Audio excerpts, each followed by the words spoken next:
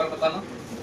1 plus x पे power 2n में इसमें किसका कोफिशिएंट 1 का, एक्स पे पावर 1 का कोफिशिएंट, ठीक है, एक्स पे पावर 1 का कोफिशिएंट 2nc1, क्योंकि इसी का पावर बढ़ेगा तो एक्स पे पावर 1 होगा, उसके बगल में nc1 होता है तो 2n है वहां, फिर कोफिशिएंट ऑफ एक्स स्क्वायर हो जाएगा 2nc2 और कोफिशिएंट ऑफ एक्स क्यूब हो जाएगा 2nc3। यही तीनों एपी में है, एपी बहुत पढ़े हो, 2nc1 2nc2 2nc3 ये किसमें है। और अगर 3 नंबर एपी में होता है तो क्या होता है, अगर बीच 1 2 3 एपी में है तो जो बीच में है उसका डबल अगल बगल वाले के सम के बराबर होता है, यही बोलते रहते थे। कोई भी 3 नंबर 10 20 30 ये एपी में है तो 20 का डबल ये दोनों जोड़ने पर पूरेगा। तो अगर ये तीनों एपी में है तो इसका मतलब इसका double 2 into 2nc2 is equal to ये दोनों का प्लस 2nc3 प्लस 2nc1।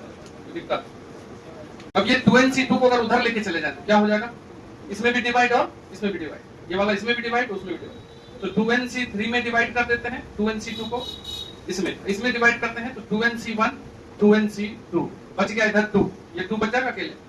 ऐसा क्यों किया सर, क्योंकि ऐसा फॉर्मूला पढ़े हैं हम, NCR upon NC, ratio of to consecutive coefficient. ये दोनों लगातार कोएफिशिएंट है, ऊपर R और नीचे R माइनस 1, इसका फॉर्मूला क्या होता है, कौन बोला, तुम बोले, चलो बढ़िया, ऐसे याद होना चाहिए, n plus R n minus R plus 1 by R, नहीं होता, याद है या नहीं है, तो देखेंगे कोई बात नहीं है।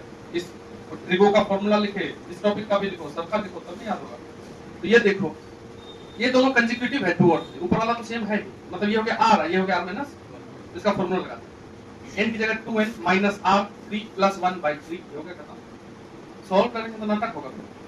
अब ये भी कंसेक्यूटिव है लेकिन उल्टा है, अगर इसी को उल्टा कर दो तुम, छोटा वाला R माइनस 1 को ऊपर कर दो और R को नीचे, तो ये भी R पलट जाएगा, R by n minus R plus 1 होगा। इसमें ये हो गया R माइनस 1, ये हो गया R 2, बड़ा वाला नीचे है, प्लस R, ये उल्टा हो जाएगा, 2 है R, 2 bye 2n minus R की जगह 2 प्लस 1 इक्वल टू 2, एकदम सिंपल। अब कुछ नहीं करना है, और अच्छे अच्छे एग्जाम में इस टाइप का क्वेश्चन आया होगा, जेईई मेन में भी आया, और फिर हर जगह तुम देखो कहीं जाओगे। सॉल्व कर देते हैं, तो 2n माइनस 3 प्लस 1 कितना होगा, minus 2 divided by 3 plus 2 upon 2n minus 1 is equal to 2। LCM ले लो, क्या इसको सॉल्व कर देना बस, तो 3 into 2n माइनस 1, ये दोनों कितने करें, तो 2n into 2n 4n square, फिर 2n into minus 1 minus 2n, minus 2 into 2n minus 4n, minus minus plus 2, ये दोनों इंटू का 6n इक्वल टू 2, इसको उधर इंटू कर देंगे तो 4n स्क्वायर माइनस, अच्छा 6n तक ही जाएगा नहीं, ये 6, हाँ ये गलती है कहाँ पे, नीचे नहीं दिख रहा तुमको,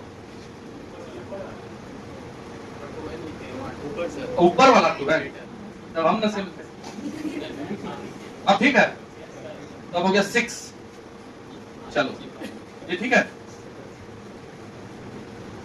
अब सही है, अब ये नहीं कटेगा तो 2n और 4n रह गया, तो 4n square minus 6n plus 8 is equal to, ये उसमें इंटू होगा तो 2 into 3 6 into 2n माइनस 1, अच्छा से लिख लेते हैं, 4n square minus 6n plus 8 equal to 12n minus 6, सबको एक तरफ करते हैं, 4n स्क्वायर माइनस 18n, दोनों ठीक है, और प्लस 14 इक्वल टू 0, ठीक है। अब तो इसमें एक नाटक और है, कॉमन भी हो रहा है, इसलिए गड़बड़ है क्वेश्चन। 2 यदि कॉमन करें तो 2n square minus 9n plus 7 is equal to 0, तो 2n square minus 9n plus 7 equal to 0। Actually question में लिखा हुआ था प्रूव दैट, ये वाला हम अपने से बदल दिए, हमको नहीं पता कि कॉमन होना था, नहीं समझ बात। अब बच्चा इसी को लेके a प्लस बी प्लस सी निकाल दे तो अलग आंसर आएगा, नहीं आएगा, और इसको लेके निकाले तो अलग आंसर आएगा, तो कंफ्यूजन हो जाएगा कि नहीं हो जाएगा, समझ रहे बात नहीं, ठीक है। तो ये ध्यान देना है, हमको ये प्रूव करना था और कुछ नहीं, तो ये ही आंसर है, यही क्वाड्रेटिक आएगा, तो a की जगह 2, b की जगह माइनस 9 और c की जगह 7, 0 आ गया आंसर। रिमाइंडर निकाल रहे थे, देखो find remainder if 3 to the power, find remainder if 3 to the power 2003 is divided by 28, is divided by 28, बोलिए सर, कैसे 3 पे पावर 3 निकालें? अगर 3 पे पावर 3 निकाल दो तो क्या यहाँ कुछ इंटीजर आएगा क्या? 2003 अपॉन 3 आएगा ऐसा? क्या ये 2003 3 से कट जाएगा? अगर ये कट जाएगा तो ठीक है, तब निकाल सकते हैं। नहीं कटेगा। 2001 कटता, 2001 3 से कटेगा ना? ये सब पता नहीं है सर, आप बनाइए।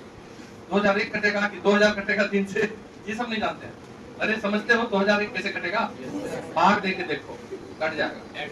ठीक है, तो इसलिए हम इसमें से 3 का 2 पावर निकाल लेंगे, बच जाएगा 3, जैसे ऐसे लिखेंगे 2 पावर निकाल लिए, अब बचेगा 2001। अब सही है, ये हो गया 9 इंटू, अब इसमें से 3 का पावर 3 निकाल लो, 2001 को 3 से भाग दे दो, कटेगा क्या? कटा 667, ये कट गया। ये हो गया 9 इंटू 3 स्क्वायर, सही है।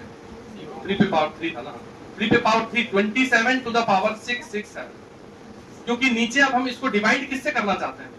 28 से, तो 9 इंटू 27 टू द पावर 667 को डिवाइड कर दो 28 से, 27 को लिख दो 28 माइनस 1, और ऑड पावर है कि इवन, तो 9 इंटू 28 माइनस 1 पे ऑड पावर है, तो 28 के माइनस 1 लिख देंगे, नहीं इवन आता तो प्लस लिखते, डिवाइडेड बाय 28, 9 इंटू 28 के माइनस 9।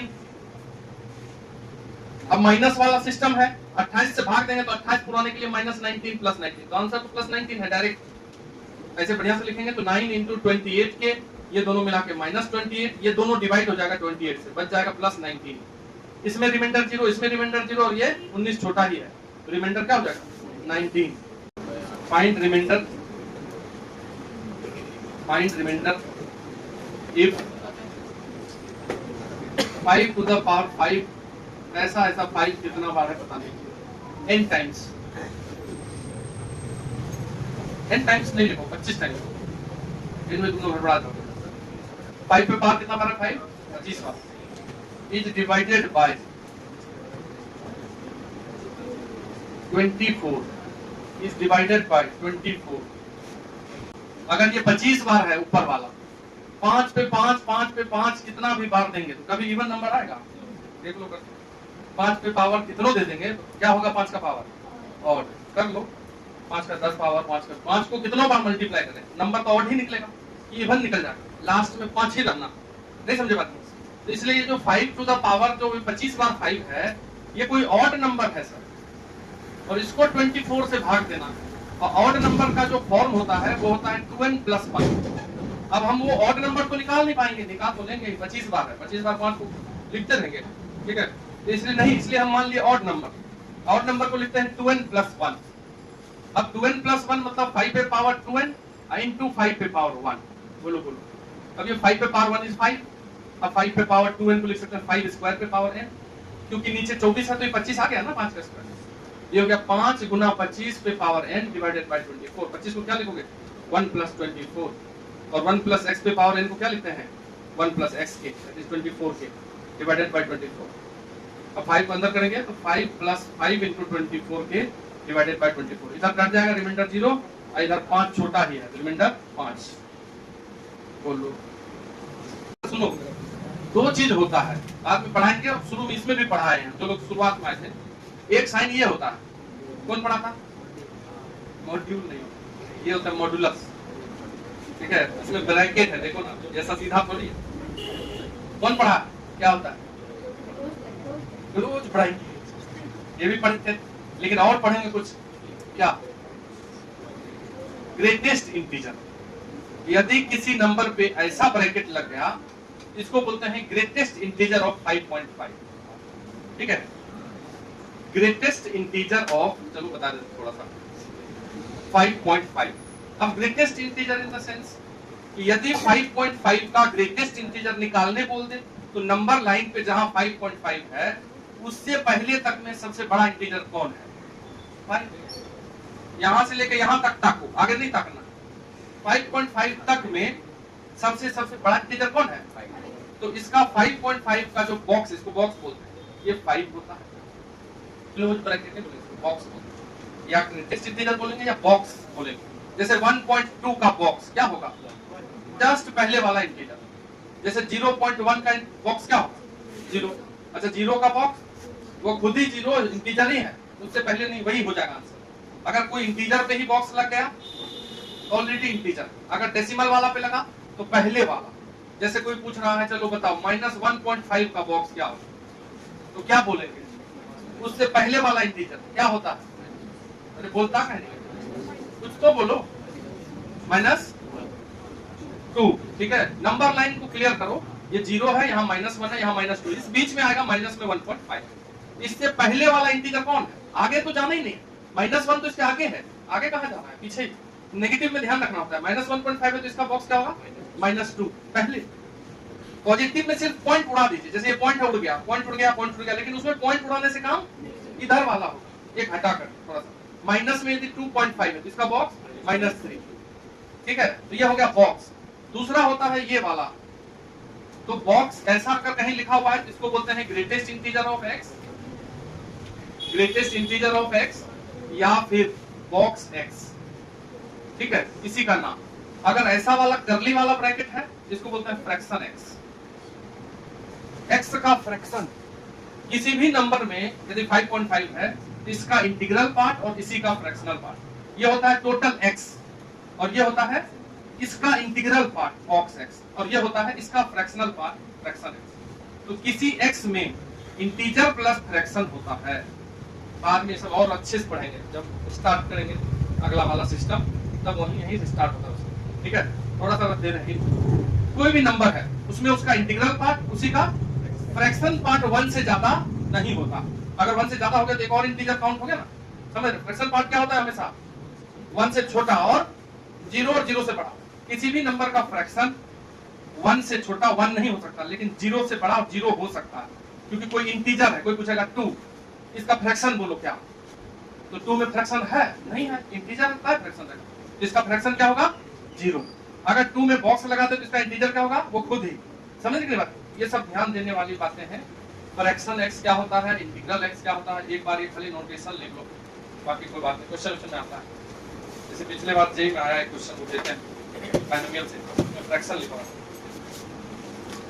देखो पिछले साल का क्वेश्चन है, जेई में आया था, तो हम बता रहे हैं तो कितना आसान है। देखो क्लास टाइप का क्वेश्चन, इफ फ्रैक्शन ऐसा करके लिखा है ब्रैकेट में p denotes fractional part of p, ये जो है इसको डिनोट कर रहा है, ऐसा बता दिया एग्जाम वाला, denotes fractional part of p, p के फ्रैक्शनल पार्ट को डिनोट करता है यदि ये वाला ब्रैकेट, तो then find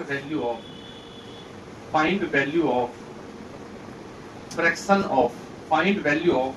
of 3 to the power 200 to the power upon 8, मतलब 3 पे पावर 200 को 8 से भाग देने पर क्या फ्रैक्शन बचेगा, ये पूछ लिया।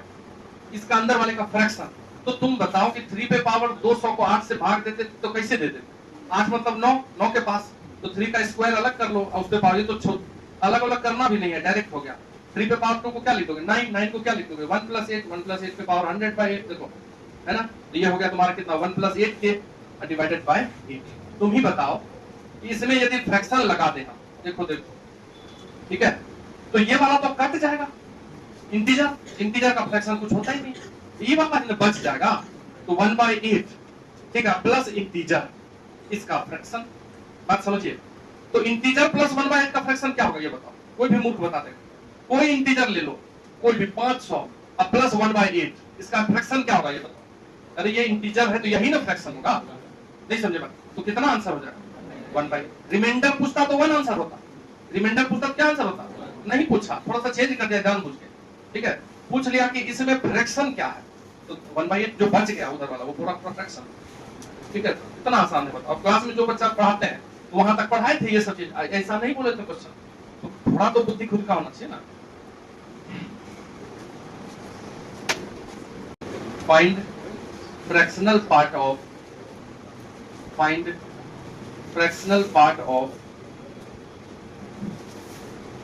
4 to the power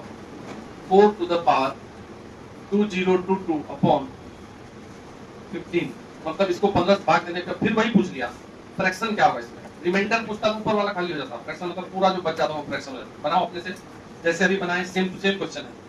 नीचे 15 के ऊपर क्या लाना पड़ेगा? 16, तो 4 का पावर 2 और उधर एक पावर जो बचेगा वो बस हो गया, बन गया।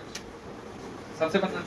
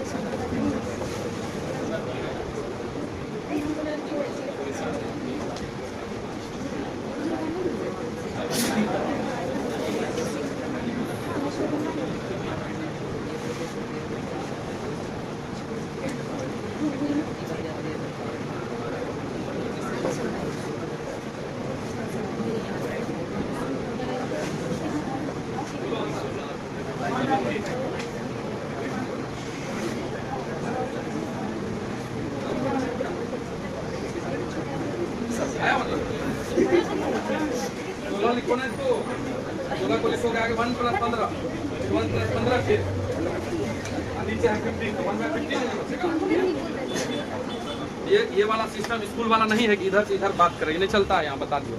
ठीक है, ये ध्यान रखना, चाहे जो भी घर में बात करते, एक घर का भी बच्चा हो तो इधर उधर बात नहीं करें क्लास में, है कि नहीं? बात बोल दी पहले, मान लीजिए अपने घर से 2 बच्चा आ रहा है क्लास में, ना क्लास में हाँ 1 / 15। अब बताओ टेस्ट का क्या करना है? नहीं तो छोड़ो, टेस्ट नहीं लेंगे, पढ़ते रहो, थोड़ा देह दर्द कर रहा है। देखो क्वेश्चन ये है, फाइंड फ्रैक्शनल पार्ट ऑफ